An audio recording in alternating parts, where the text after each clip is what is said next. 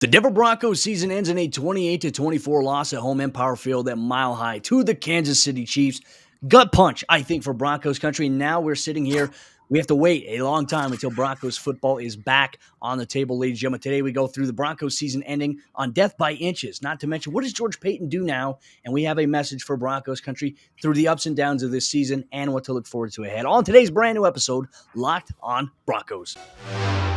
You are Locked on Broncos, your daily Denver Broncos podcast. Part of the Locked on Podcast Network. Your team every day. What's up, Broncos country? Welcome back into a brand new episode of Locked on Broncos, your daily Denver Broncos podcast here on the Locked on NFL Network, your team every day. The Broncos fall at home in their regular season finale to the Kansas City Chiefs, 28-24. Disappointing, heartbreak fashion in that fourth quarter from the South Stands to the end zone. I'm your host, as always, Cody Roark, joined alongside by my co-host, Sayre, Bedinger. Both of us, we cover the Denver Broncos for the Locked on Network and 9 News. Ladies and gentlemen, you can get this podcast free and available everywhere you get your podcast. You can watch us on YouTube. Hit that subscribe button, turn on notifications, give a thumbs up here on this video here, and thank you for making Locked on Broncos your first listen of the day for all things Denver Broncos news, content, and coverage. Sayre, my friend, it is over. Don't know where we go from here. Very bummed out. Look, through the ups and downs of this season, man, one thing I guess I always looked forward to was being able to talk Broncos football with you and Broncos fans. And now we're not going to have Broncos football on until next season, which is very, very kind of bittersweet here. It really is. And not like there'll be any shortage of things to talk about, but it's still, it's still painful after the preseason, after, a 17-game regular season, man, it's all over. Like, that's just wild. I feel like we were just talking about training camp. I feel like I was just out watching training camp, and now here we are. The season is over. The Broncos season is over. Unfortunately, potentially all 3 of the other AFC West teams could be in. We'll see what happens, but man, it's really tough. It's always tough to just, especially the way the season ended, right? I mean, it's not like the Broncos could have made the playoffs had they won this game, but I think everybody in Broncos country, you'd be lying if you said you didn't like it when the Broncos beat the Chiefs, as little as that's happened in the last 5-6 years. So I think obviously a disappointing way to end a season, a bitter taste left in everyone's mouth. And honestly, I just think, Cody, a lot left on the table. Even in this one game, even if the Broncos would have finished 8-9 instead of 7-10 and beat the Chiefs in this game, I feel like you just have a different vibe going into the offseason. But it seems like changes could be on the table, so we'll see.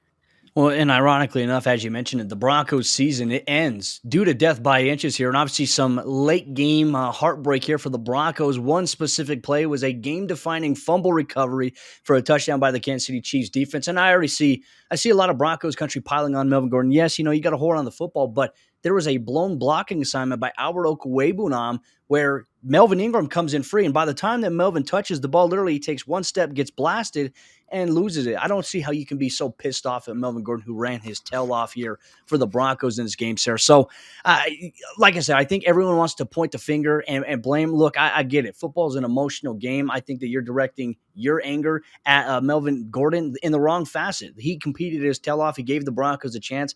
I think they still need to bring him back. And unfortunately, one of those missed assignments led to the outcome of this game. I mean, Sayre, and I were talking about it before we went on and started recording this, is that we feel like in that situation, the Broncos, they have a 21-20 lead at the time. And all of a sudden, you go through and you're like, hey, if the Broncos come away with points on this drive, or they punch it in for a touchdown, they might win that game against the Chiefs. Just a lot of missed opportunity. But they also had another chance late in that game, and the Broncos driving the ball downfield. Look, Drew Lock had a very good game, in my opinion. I thought that we saw a lot of progression from him, a lot of stuff that we didn't see from him last year, and a lot of patience. On that one of those last drives, you found Tim Patrick downfield for a big-time game, and Tim Patrick obviously stepped up in a big way. But the Broncos, they, 4th and 9, Vic Fangio decides to go for the field goal attempt there, which makes it a 24-28 game at that point. Not very popular move by the Broncos head coach in what could be his last game in the Mile High City. And I think what makes it even less popular is the decision that Fangio made a week or two ago to punt the ball with about the same exact amount of time left on the clock, trusting in the defense to get a stop. Instead, the other team is able to just kind of ride the ball downfield for, 5-6 yard chunk plays. I believe that was against the Raiders this happened, Cody. when he punted the ball and the Raiders were able to take the ball down the field. The Broncos seemingly had plenty of time. You got your timeouts, you got the 2-minute warning, yada, yada, yada. And the defense couldn't come up with a stop. And I understand why Vic, he trusts his defense. But to me, Cody, this decision right here is a defining decision for Vic Fangio. I feel like this decision that he made on 4th and 9, and yeah, I get it.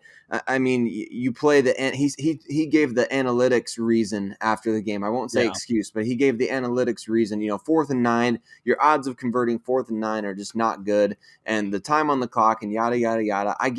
I totally understand that, but we're talking about this season is over effectively after this game. So to me, you're making a decision that you might make, say, week 7 or week 8 against a team like the Kansas City Chiefs. So where, all right, we gotta try to play this as best as we can in order to, let's put the pressure on the defense. In this situation, with everything, seemingly his job really riding on the line, you take the ball out of your offense's hands, the quarterback's hands, and isn't that really just a microcosm of Vic Fangio's era in Denver, is taking the ball out of Drew Lock's hands? But you take the ball out of Drew Lock's hands and you put the pressure on yourself. And I think for Vic Fangio, I can understand why he did that. At the same time, I just don't agree with that decision at all. I think you take the field goal there. I'm not going to use certain words on this podcast, Cody, but man, it's really frustrating to see that kind of a thing, especially because I think the unanimous sentiment from everybody watching the game is that was a bad decision. And that was just the wrong choice to make. Take a bet on your players. Remember the sound clip that we saw from John Harbaugh and the Baltimore Ravens where he brings Tyler Huntley over to the side of the field. He's like, hey, do you want to go for 2 here and try to win this game? And he gives the backup quarterback the opportunity to make a game-defining decision with the Ravens season on the line. They're actually playing for playoff positioning, and he gave the backup quarterback that decision. I think Drew Lock just needed Vic Fangio to give him that vote of confidence there. I get it. The ball could have fallen incomplete. We would have all been questioning. But at the same time, you would have needed the same exact thing anyway. You kick a field goal, you still need a touchdown. You go for it on 4th down and you don't get it, you still need a touchdown. Either way, you still need a touchdown. So to me, Cody, and I want to hear your thoughts on this too. I hated that decision. I think it was the wrong decision, and that particular choice is what's going to leave a bad taste in my mouth. Not the missed blocking assignment from Alberto, not the fumble by Melvin Gordon. It's a decision by Vic Fangio on 4th and 9 to not go for it and to really take the ball out of his players' hands and put everything on his own shoulders. Well, I think it boils down to what you said, right? He's always been the type of guy that wants to bet on himself, bet on his defense. But look, one thing I pointed out on Twitter, the Broncos in the last 3 to 4 weeks have done a very poor job coming out defensively after halftime, and they've struggled. They've given up big chunk plays. In that first half, the Broncos defense was flustering Patrick Mahomes, a lot of opportunities, dropped interceptions that, you go back and you watch and you're like, wow, if Michael Ojemudia catches the one that just nails him right in the helmet, or Kyle Fuller gets the one, who knows what the Broncos could have done from that standpoint afterwards.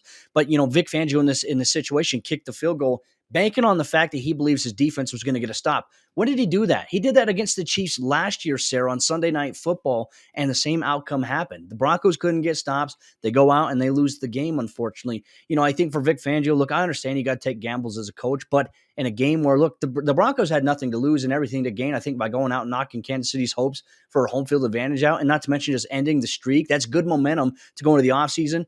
He played it too safe. And as we've talked about here on the show, if you play it too safe in the NFL, often at times it comes back to bite you in the tail. And unfortunately, that was the case for the Denver Broncos as they lose 28-24 in the regular season finale at Empower Field at Mile High. But ladies and gentlemen, Broncos Country coming up here in just a moment. Sayre and I, we're going to go back and forth. We're going to talk about what does George Paton do now? Does his decision with Vic Fangio, does it change by how the Broncos played against the Chiefs? Or does he have to make the tough decision, rip the Band-Aid off, and look in a new direction? We talk about it. We weigh the pros and cons coming up here in just a moment. But let me tell you about the sponsor of today's episode, Lockdown Broncos Postgame Report. It's good friends over there at Built Bar. Ladies and gentlemen, the best tasting protein bar that is out there on the market today. Each bar of Built Bar contains 17 grams of protein, 130 calories, and only 4 grams of sugar. And that is tremendous for something that literally tastes 100% like a candy bar, because the bars are covered in 100% milk chocolate. You get the best of both worlds. Not to mention, they have 9 amazing, delicious flavors, including the occasional limited time flavors you get on a month-to-month basis at Built.com. So find a flavor that you or or your family like and get a box sent directly to your doorstep by going to build.com using promo code LOCK15 at checkout, and they're going to get you 15% off your next order. Once again, promo code LOCK15 gets you 15% off at build.com. And our good friends over there at the Get Upside app. And ladies and gentlemen, as gas prices rise and fall throughout our country, one thing remains the same, and that means that you'll never have to pay full price at the gas pump ever again with the Get Upside app, which is free to download in the Google Play or the Apple App Store. The Get Upside app gives you 25 cents per gallon cash back every single time that you fill up your tank. And if you sign up today and use promo code touchdown, they're going to give you an additional 25 cents on top of that. So for your first tank fill up with the Get Upside app today, if you download it and use promo code touchdown, you're going to get 50 cents per gallon cash back for every gallon that you use to fill up your tank today with the Get Upside app. You get the points instantly, and they make it easy for you to cash out. You can simply connect your bank account, PayPal, or you can connect to other e-gift card brands like Amazon and other brands today. Cash out today with the Get Upside app and never pay full price at the gas pump ever again. Free with the Get Upside app. All right, Broncos country, we get into the second half action on today's episode, Locked On Broncos. We asked the question, what does Broncos general manager George Paton do now? Now, I know immediately after the game, Sayre, a lot of Broncos fans are like, all right, hey, fire him now. Get it over with now. I don't think that you do that just on the instance of good faith and how you operate as a GM, right? There's a right way to do it. There's a professional way to do it. And more than likely, what we could see is the time of this recording, no move has happened for the Denver Broncos. It's definitely leaning towards the fact that Vic Fangio will more than likely be gone. But you bring him into the office on Sunday, you have the conversation, you talk, and then you explain why you make the decision that you did. Or, I mean, there is still a chance that George Paton keeps him on staff, which I know that Broncos country and a lot of fans, they are not for that. And look, I think obviously 14,000 no-shows at the stadium on Sunday, very disappointing. Broncos country, look, seriously, if you're not going to go to the games, give me your season tickets. I will gladly go. Even if they suck, I will go every single day in the snow, wind, tornado, lightning storm, whatever it may be. I love football. So look, if you're not going to go, give me your season tickets. I know there's a lot of Broncos country fans that would love season tickets. The wait list is crazy. But Sayre, if you're George Paton, what do you do? Like, what would your process be if you were in his shoes right now? Man, if I was in George Paton's shoes, and I think you make a great point too, Cody. If you got tickets to the game, I mean, show up to the game. That's just dumb. But on the other hand, if I'm George Paton, here's the deal. Like, I signed on last offseason to be the general manager of this team, okay? I didn't hire Vic Fangio. And that's not to say that I think George Paton gave Vic Fangio a really, really good shot to prove that he could be the guy that George Paton moves forward with. But I think this was a one-year audition, and I think George Paton, for him, like, not necessarily that he's already looking 2-3 years down the line, but you've got to think, like, you roll into 2022 with Vic Fangio as your head coach. The perception for a new owner coming in is already that the fan base is fed up with Vic Fangio. So you make the decision to go with him again just because you guys became, good working relationship, maybe even good friends over the course of the last year. I don't think that's a justifiable reason to move forward. We could look at a number of different reasons why it would be wise for Paton to move forward. And the number one reason being, obviously, even if Vic Fangio does come back with a different offensive staff, you might just be working towards the offensive staff that gets brought in. Hey, let's say they have great success.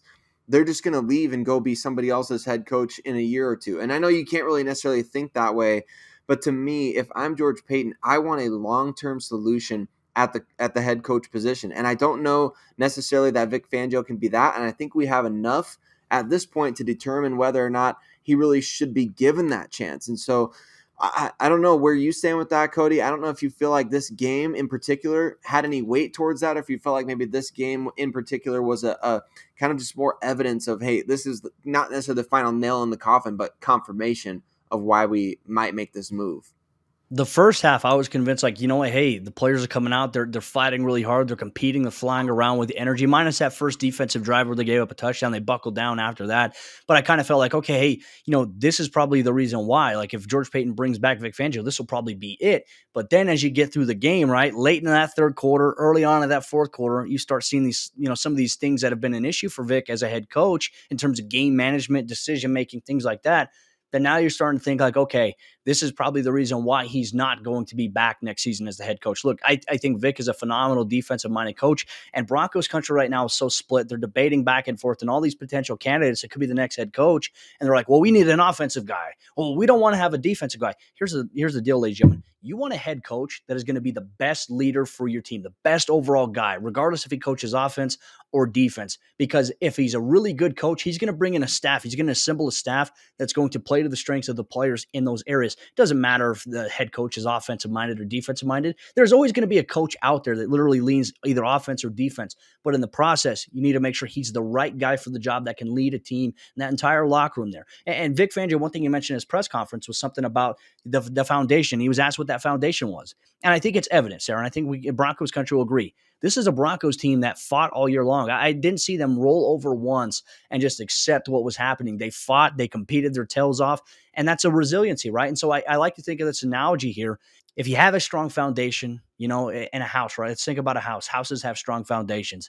You know how many people move in and out of houses all throughout that house's duration, right? So if you build a really strong organizational foundation and culture, it doesn't matter who comes in as long as they uphold that standard, as long as they continue to do that. And a lot of it starts with these players. These players, they uphold that standard. And I would say that the Broncos in this game, sir, they went out kicking and screaming, which has been something we've been talking about for quite some time. So it doesn't matter if somebody moves out, the next person that moves in will have to preserve that, but the foundation is there already for this Broncos football team. So that's kind of where I'm at right now. What are your thoughts on that? I think that's spot on. I really do. And that's something that I think the next head coach is going to have to look forward to potentially. And I don't mean to speak in terms of like things are already a foregone Yeah. conclusion. We don't know.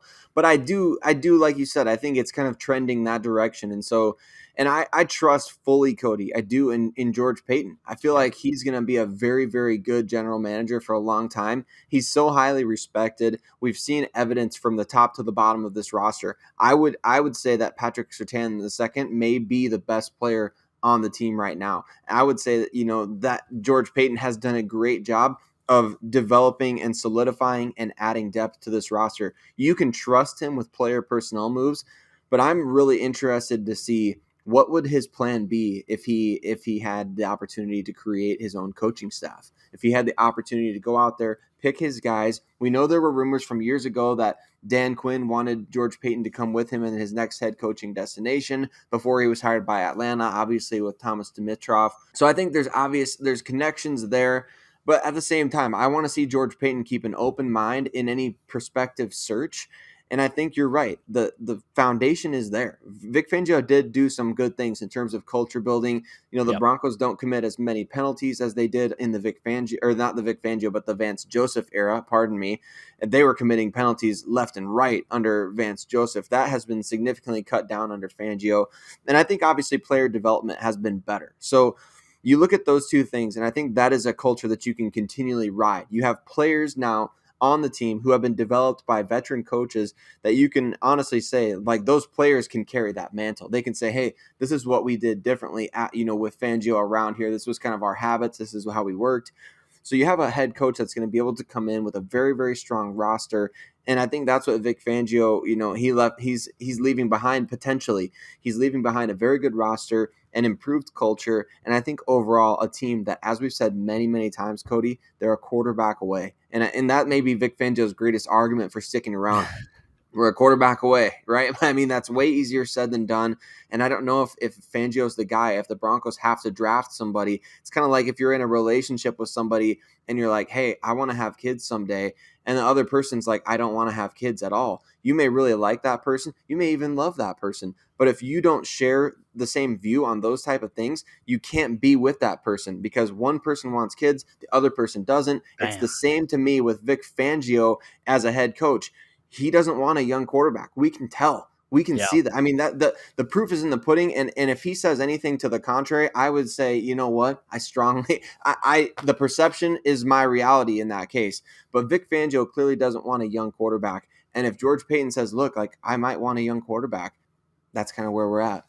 Yeah, you spot on. That's a great analogy too, by the way. And look, Broncos country. There's a multitude of ways that this could go. Obviously, we're gonna have you covered here, Lockdown Broncos. But coming up here in just a moment, Sarah and I, we're gonna give a little bit of a message to Broncos country. We're gonna talk about this season, the ups and downs, but more importantly, give you a reason why you should be optimistic towards the future. We're gonna give you that coming up here in just a moment. But before we do that, let me tell you about the other sponsor of today's episode, Lockdown Broncos. It's our good friends over there, BetOnline.ag. And ladies and gentlemen, BetOnline would like to wish you a happy new betting year as we continue our march towards the playoffs playoffs, and beyond, BetOnline remains the number one spot for all the best sports wagering action for 2022. New year and a new updated desktop and mobile website where you can sign up today and receive your 50% welcome bonus on your first deposit when you use promo code Locked On. That's one word, Locked On, to get started. From football, basketball, hockey, boxing, and your UFC and MMA action, right to your favorite Vegas casino games. Don't wait to take advantage of all the amazing offers available for 2022. BetOnline is the fastest and easiest way to bet on all your favorite sports action. BetOnline, where the game starts.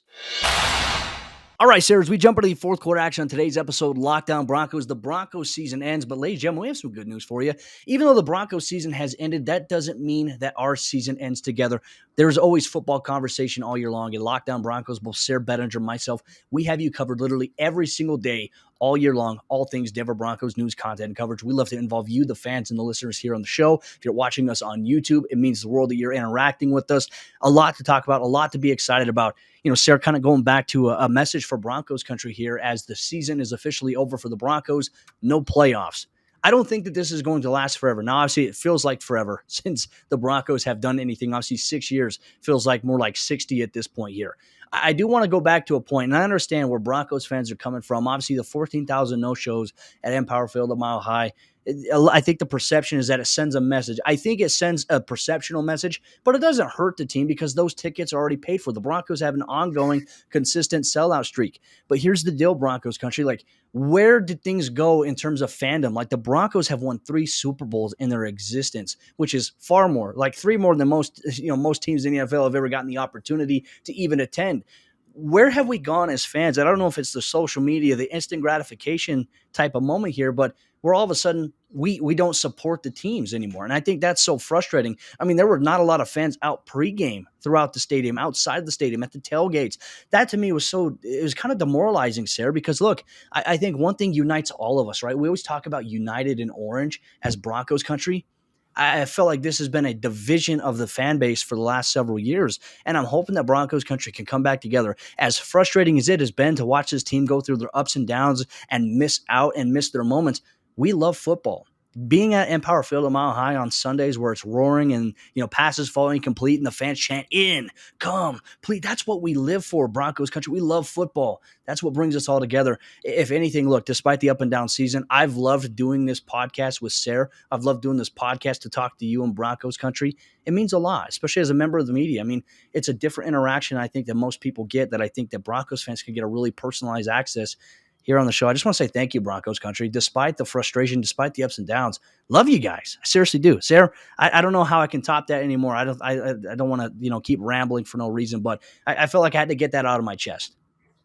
I love it, Cody. It's spot on too. I mean, we love the fans. We love that you guys engage. We love that you listen. We love that you participate along with the show. It's amazing for us to see. And honestly, I was just thinking about this the other day.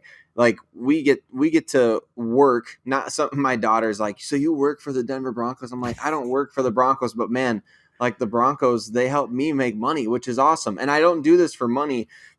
Anybody listening to this show that's been around me for any amount of time understands that I love the Denver Broncos, and I do. And I love that I'm able to be on the show and bring, we talk about all the time, I'm not bringing a necessarily biased or any sort of analysis that comes from a place of, that vantage point. But here's what I'll say, Cody, in everything with the no-shows to the game and the mentality of Broncos country going into the season, I feel like Broncos fans don't understand, and this is a benefit that I think you and I have of covering the entire NFL. Broncos country does not understand what it means to go through a life cycle in the NFL. And to be honest with you, there's other teams in the league that have gone so deep into these black holes of terrible football. Think about the Cleveland Browns, for example. Yeah. I mean, they ceased to exist as a franchise, more recently than they've done anything remotely relevant. So I feel like Broncos country, this is a tough stretch. 6 seasons, it's tough to not make the playoffs. It's tough to hear ESPN. I was working out today, Cody. I hear ESPN. I'm like, the Broncos are the first team in NFL history to win the Super Bowl and then miss the playoffs in the following 5 or 6 seasons. I can't remember what they said, but I mean, that made my heart sink a little bit. And that does stink. That's not fun to be part of. But look, you're fans for a reason. You're a fan for a reason, not because you support losing, but because you bleed orange. You're united in orange no matter what. And so to me, that doesn't necessarily mean not being happy. That you don't have to just put on a smile at every loss and be like, all right, well, whatever. I love the Broncos, so it doesn't matter.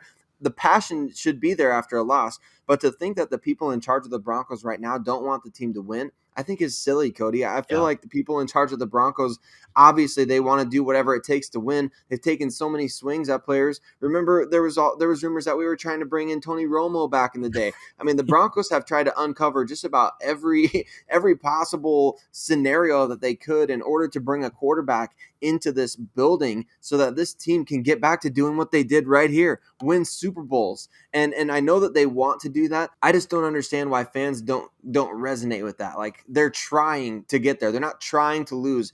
And maybe they don't have the right people in place, but I don't think, not showing up to the game is a way to necessarily show. Yeah. I feel like we got to be right now. I mean, more than ever, Cody, we got to be united in orange. We got to be there for the team. And not that you just have to put on a fake smile, but man, it is time, I think, for the fans to sort of galvanize. Not everybody, but so many people have gotten so cynical, so negative, that a lot of Broncos country has become toxic. But man, if things, one move happens, things could turn around really quickly. We're going to be in store for a very wild offseason. Broncos country. Buckle up, strap in, hold on for the ride, because Sayre, Bedinger, myself, we have you covered every single day all year long with all things Denver Broncos news, content, and coverage. Unfortunately, the Broncos season ends, and hopefully next season, Sayre, is a different story. Hopefully next season, we're sitting here, 2 weeks after January, talking about a playoff game, talking about the team potentially getting back on track, maybe towards the Super Bowl. That's one thing I always look forward to. And as long as there is another season, there's always another chance for the Broncos to get it right, Sayre. And look, I'm very fortunate to do the show with you. Broncos country, we're very fortunate that you tune in to listen to Locked On Broncos for your first listen of the day every single day. With that said, that will conclude today's episode of Locked On Broncos. Unfortunate post-game report. Morning Monday coming up, but obviously maybe the Broncos are going to make some moves. And Sayre, Bedinger, myself, will have you covered. If the Broncos make a decision on the head coaching job here, you get it at the Locked On Broncos podcast, free and available everywhere you get your podcasts and here on YouTube. We'll see you next time, Broncos country.